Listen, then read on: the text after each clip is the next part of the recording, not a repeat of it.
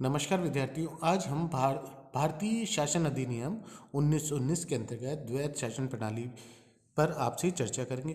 भारत में जब प्रथम विश्व युद्ध के बाद उत्तरदायी शासन प्रणाली की स्थापना के लिए तेजी से मांग उठने लगी, तब ब्रिटिश सम्राट के द्वारा 1919 में भारतीय शासन अधिनियम की घोषणा की गई। इस घोषणा के अंतर्गत 1919 का जो अधिनियम है, उस अधिनियम में द्वैध शासन प्रणाली की स्थापना पर बल दिया गया। ये द्वैध शासन प्रणाली प्रांतों में लागू की गई। प्रांतों में जो शासन व्यवस्था है उसे दो भागों में विभाजित किया गया। प्रांतीय शासन व्यवस्था को अब दो भागों में विभाजित करके उसके जो अधिकार क्षेत्र हैं वो भी दो अलग अलग क्षेत्रों में विभाजित किए गए। एक का नेतृत्व गवर्नर जनरल की कार्यकारी परिषद के हाथों में पहुंचा और दूसरा लोकप्रिय मंत्रियों के पास में। अब जो प्रांतीय शासन व्यवस्था है दो भागों में विभाजित हो गई। डायरकी जो ग्रीक शब्द से बना है, जिसका अर्थ है दोहरा शासन। इस द्वैध शासन के अंतर्गत जो प्रांतीय व्यवस्था है, प्रांतीय प्रशासन है, प्रांतीय शासन व्यवस्था है, वो दो भागों में विभाजित हो गई और इनका जो उत्तरदायित्व है वह भी अलग अलग विभाजित हो गया। इनका नेतृत्व भी अलग अलग व्यक्तियों के पदाधिकारियों के रूप में अलग अलग विभक्त हो गया। अब प्रांतीय शासन व्यवस्था दो भागों में विभाजित हो गई, एक रक्षित विषय, दूसरा हस्तांतरित विषय। इस द्वैध शासन प्रणाली को 1 अप्रैल 1921 को भारतीय के 8 प्रांतों में लागू किया गया। ये जो प्रांत हैं बंगाल, बिहार, मद्रास, बम्बई, संयुक्त प्रांत, मध्य प्रांत, पंजाब और उत्तर पश्चिम प्रांत। इन 8 प्रांतों में 16 वर्ष तक द्वैध शासन प्रणाली के अंतर्गत प्रांतीय शासन व्यवस्था संचालित हुई, लेकिन इस द्वैध शासन प्रणाली की जो व्यवस्था है प्रांतों में सही रूप से स्थापित नहीं हो पाई। इनमें विभिन्न प्रकार की समस्याएं, विभिन्न प्रकार की कठिनाइयां उभर कर सामने आने लगी।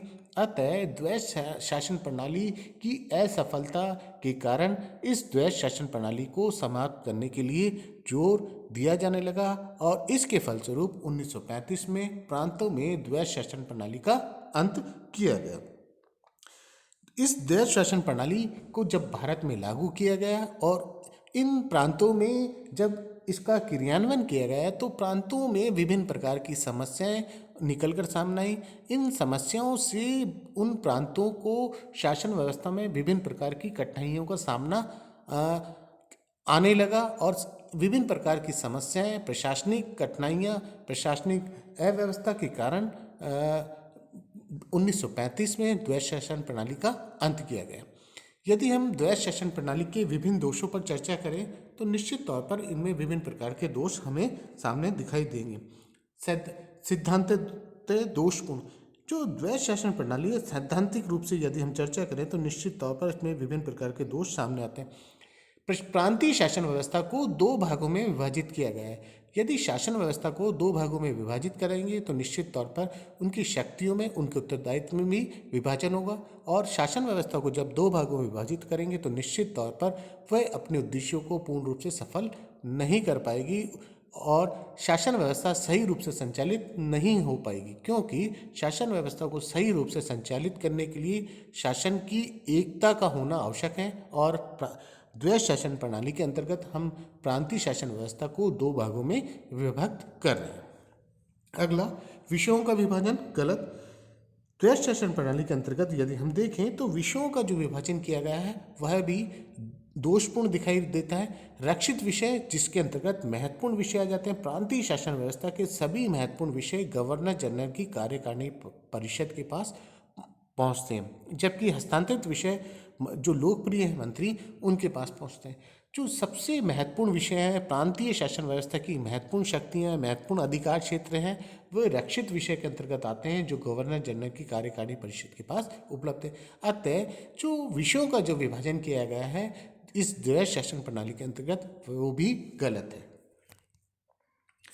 गवर्नर जनरल की स्वेच्छाकारी शक्ति।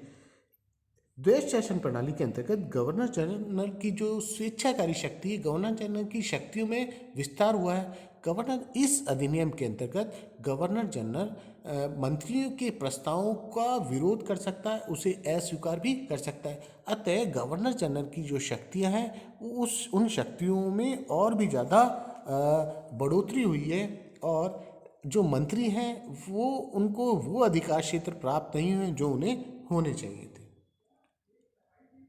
अगला, हस्तांतरित क्षेत्र के लिए पृथक वित्त की व्यवस्था नहीं।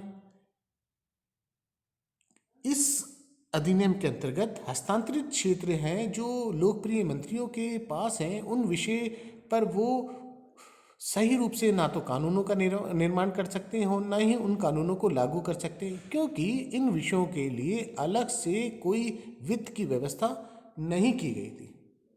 अगला, मंत्रियों की सेवाओं पर नियंत्रण नहीं।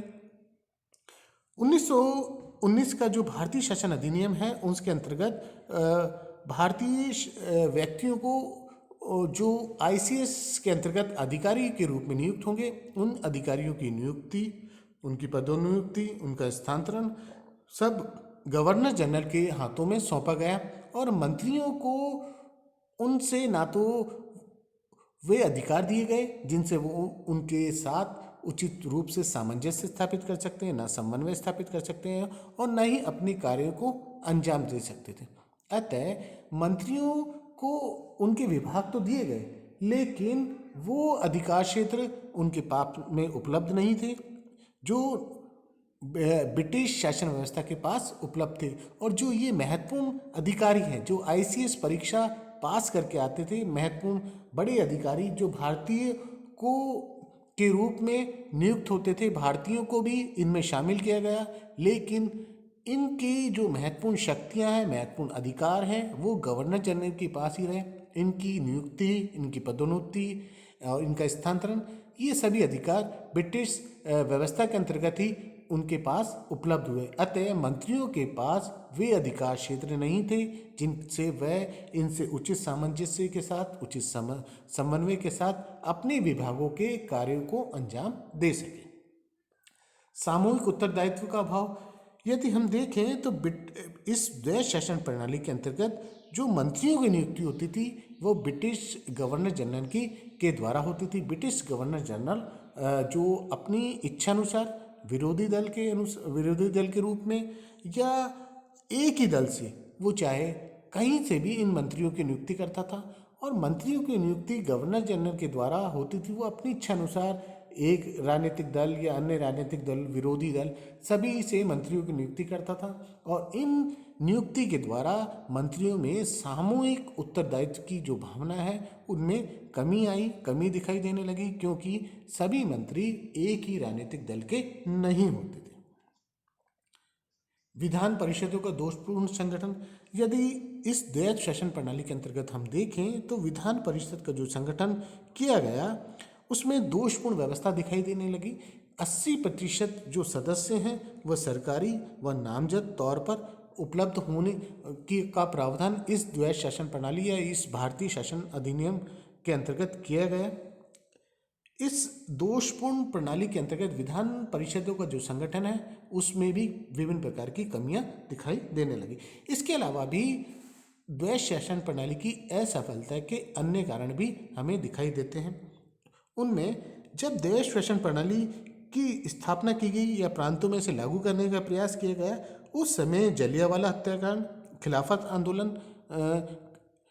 के कारण भारतीयों में अत्यधिक रोष था और ब्रिटिश शासन व्यवस्था की विभिन्न जो कानून हैं उन कानूनों का विरोध भी भारतीय जनता में किया जा रहा था।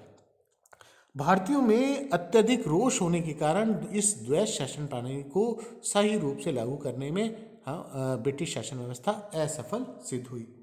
साथ में प्रांतों में जब इस द्वैध शासन प्रणाली की स्थापना की जा रही थी उस समय प्रांतीय शासन प्रणाली की आर्थिक दशा अत्यंत कमजोर थी, दुर्दशा के रूप में दिखाई दे रही थी और आर्थिक स्थिति कमजोर होने के कारण द्वैध शासन प्रणाली को सही रूप से स्थापित करने में सफल सिद्ध नहीं हो पाए। इसके अलावा मुस्लिम लीग और कांग्रेस ने भी इस द्वैध शासन प्रणाली की स्थापना में कोई सहयोग प्रदान नहीं किया गया। साथ में नौकरशाही दृष्टिकोण भी इसके प्रति उदासीन रहा।